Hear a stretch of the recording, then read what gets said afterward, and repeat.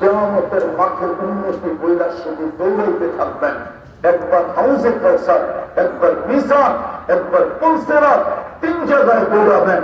ওইখানে তো ফাতেমা পৌঁছাবে না, ওইখানে তো হাসান হুসাইন পৌঁছাবে না, ওইখানে তো আলী কেউ যাবে না, ওইখানে তো আম্মা কেউ যাবে না, ওইখানে তো আব্বা কেউ যাবে না। ওই আম্মা তখন মনে উঠলো শুনে বিদায় হজের সময় 70,000 সাহাবী যখন আবুয়া, আপনারা আম্মাজানের কবর দেখেন না, দিনে আপনাদেরকে আমি বুঝাইতে পারবো না, আমি 2 বার দেখছি। এই জন্য আমার অনুভূতিটা অন্যরকম। 70,000 সাহাবীকে নিচে রেখা বলছে আমি মার কবর জিয়ারত করে আসি। উপরে যায় বাম হাঁটু গাইলা দিয়া, ডাইন হাঁটু উঁচা করা, ডাইন হাত গালের নিচে দিয়ে যে কাঁদতে শুরু করছেন। কাঁদতে কাঁদতে কাঁদতে আওয়াজ পাহাড়ের চূড়ার থেকে নিচে আসতেছিল। সময় কাটতেছিল, সাহাবা অধীর হতেছিলেন, সব পেরেশান হতেছিলেন।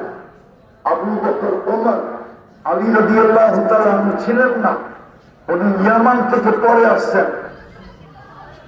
বলছে যায়া দেখেন কান্নার আওয়াজ আসতেছে। উপরে যা দেখতেছেন কাঁদতেছেন আর বলতেছেন উম্মি লাউ কুনতি হাই, মা তুই যদি জীবিত থাকতি, সুম্মা বাদাতুস সালাত, আমি যদি নামাজ শুরু করতাম, খতমতুল ফাতিহা, ফাতিহা যদি শেষ করে দিতাম, সুম্মা বাদাতুস সূরা, আর আমি যদি সূরাও শুরু করতাম, সুম্মা নাদাইতানি ইয়া মুহাম্মদ, তুই যদি আমাকে মুহাম্মদ বলে ডাকতি, লাকাতাতুস সালাত, আমি নামাজ ছেড়ে দিতাম আর বলতাম লব্বাইক ইয়া উম্মি, ও মা আমি উপস্থিত।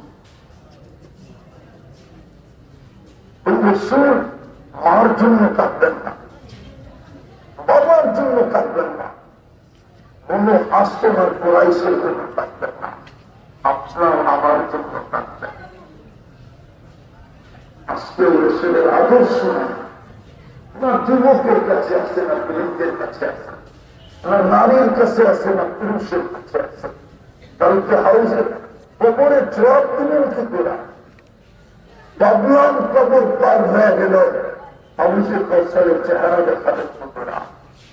দ্বিতীয় ডিসাইড তো হাউসে কৌশলে হবে, ফয়সালা তো হাউসে কৌশলে হবে, সিদ্ধান্ত তো হাউসে কৌশলে হবে। এটা ডাইনপন্থী না বামপন্থী, এটা ডাইনে যাবে না বামে যাবে, এটা সাকুলাত মাওয়াজিনুহু না মুখাফফাত মাওয়াজিনুহু।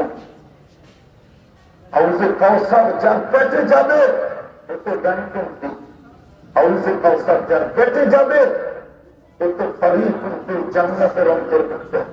হাউজে কাউসার যার পেটে যাবে সাকুলাত মাওয়াজিনুহু। হাউজে কাউসার যার পেটে গেলে পেট দুটো ধারণ করার ক্ষমতা রাখে না। এই জন্যই তো হাউজে কাউসারে গেলে বলবে সুলতান সুলতান যাও দূরে সরো, যারা আমরা আদর্শের কার কারণায়। এক হাদিস আমি সুস্পষ্ট দিতেছি, আল্লাহ রাসূল বলছে একদিন আসবে তুম বারিকুম আনা বারিকুম মিনহুম তখন বুরাআ মিন্নি। একদিন আসবে আমার উম্মত 5 জিনিসকে ভালোবাসবে, 5 জিনিসকে ভুলে যাবে। ইউহিব্বুনাল হায়াত ওয়া ইয়ানসাউন